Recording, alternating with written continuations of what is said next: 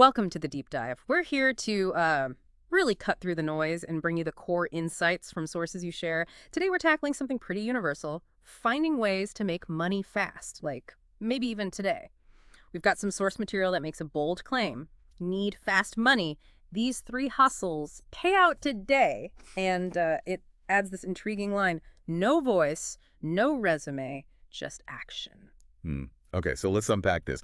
What are these actions? How do they actually work? And what does this tell you, our listener, about getting paid quickly? Yeah. All right, let's jump into the first one. This first hustle our source mentions is, well, it's about renting out your own space for photo shoots.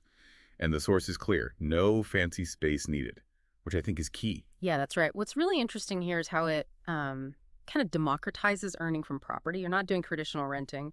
You're basically turning unused space, even a small corner, into something that can make money quickly. Platforms like PeerSpace or Gigster, they make it pretty simple to list. Could be your living room, maybe a cool-looking garage, whatever. And the source says these shoots pay, what, $50 to $150 an hour? Yeah, that's what it says. And the big thing is the payout. Same day after the booking. Usually PayPal or direct deposit, so the money comes through fast, not weeks later. Wow, okay. Turning your living room into a little cash machine. It sounds almost too easy, though. Does the source mention any, downsides, privacy issues, liability, things people should watch out for? Good point. It doesn't go super deep into pitfalls, but it does imply the platforms handle a lot of that, the booking, the payment processing. Right. They do take a cut, of course. The source doesn't explicitly state the percentage, but typically it's around 15, maybe 20%. Ah, okay. So that $50, $150 an hour might have that fee baked in, but it's the trade-off for using their system, right? Makes it easier for you. And what about making your space attractive? Does it need to be professional designed? No, not according to this. It suggests good photos, be clear in your description, highlight unique stuff, good natural light, maybe some interesting furniture, even just a nice backyard. Doesn't have to be super fancy.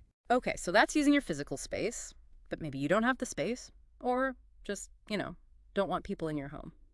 The next hustle shifts gears completely. It's about selling something you already know, reselling old course notes online. Honestly, I never thought my dusty college notes would be worth anything. Yeah. Sounds a bit strange at first, doesn't it? Yeah. But it taps into this idea of your tacit knowledge. Hmm. Basically, the understanding you built studying something. That can actually be a product online. You become like a micro-publisher. Micro-publisher. I like that. Platforms like Stuvia or Nexus Notes are where you do this. Upload your old study guides, tutorials, summaries, and the source mentions using tools like Canva or ChatGPT to format them. Oh, interesting. Why? Well, it's not just about making them look nice. Using those tools can help you structure them better. Maybe add little quizzes, concept maps, that kind of thing. That can make your notes stand out from just, a basic scan. Helps them sell. Gotcha. Again, the payout is supposed to be instant, usually PayPal. Instant PayPal. Yeah, that's appealing. But what about, quality? Are these notes actually any good? And isn't there a risk of copyright issues if they're based on specific lectures or textbooks? Seems like a gray area. Yeah, valid concerns. The source doesn't go super deep, but it seems these platforms rely on user reviews and ratings, sort of community-based quality control. Okay. On the copyright thing, the general idea is you're selling your notes, your summary, your organization of the material, not the original textbook content itself. Right. Yeah, something to be mindful of. Right. As for saturation, the source seems to suggest finding a niche. Specialized classes, maybe? Or just making sure your notes are exceptionally clear and well formatted. That's your edge. Okay, so we've got physical space and we've got brain power, your old knowledge. This third hustle is different again. It's about getting paid for your opinion, essentially. Participating in taste tests or consumer trials. Exactly. Companies are desperate for real feedback before they launch products. Yes. Snacks, skincare, apps, you name it. And they pay pretty well for that direct, unfiltered opinion. Where do you find these? The source points to places like user interviews, or even local universities sometimes run research studies. And the activities vary a lot. Could be tasting chips, like you said, or trying a face cream patch test, or keeping an online diary about using a new app for a woke. Usually doesn't take too long, maybe 30 minutes to an hour per session. And the pay? The source says $50 to $200, often in cash, right after you participate, or same-day digital payment. Wow. Yeah, the source mentions someone getting $100 just for testing potato chips for an hour. Sign me up for that one. Right. It shows how valuable that simple consumer feedback is. And it's another way to get paid, immediately. That does sound surprisingly doable. Are these gigs, easy to get? Are they consistent? Or is it just luck of the draw? Well, the source suggests consistency can depend on where you live and what companies are looking for at that moment. But signing up for multiple platforms like user interviews definitely boosts your chances. Makes sense. The real key seems to be filling out your profile in detail.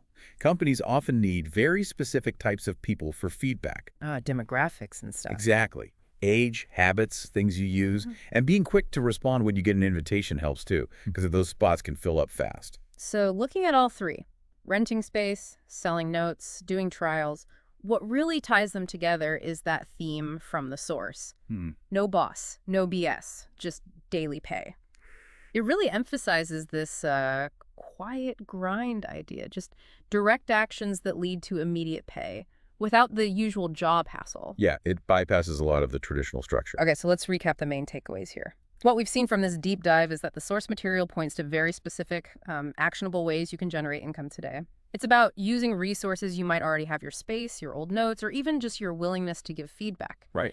And that common thread is the speed of payment. Same day, instant payout. That's the big hook. And this really brings up an important question for you listening right now. How could these sorts of micro hustles change how you think about earning money? Could they supplement what you already do? You've now got some concrete examples, specific platforms mentioned in the source that you could actually check out if you need fast cash. It's not just abstract, it's a practical path to potentially getting paid today or tomorrow. Exactly. And it makes you wonder, doesn't it? Thinking about no boss, no BS idea. What does it really mean for the future of work if earning money becomes more about these on-demand specific actions, outside of traditional jobs, just tapping into things you own or know? It suggests a potential shift in how we find financial flexibility. Definitely something to mull over.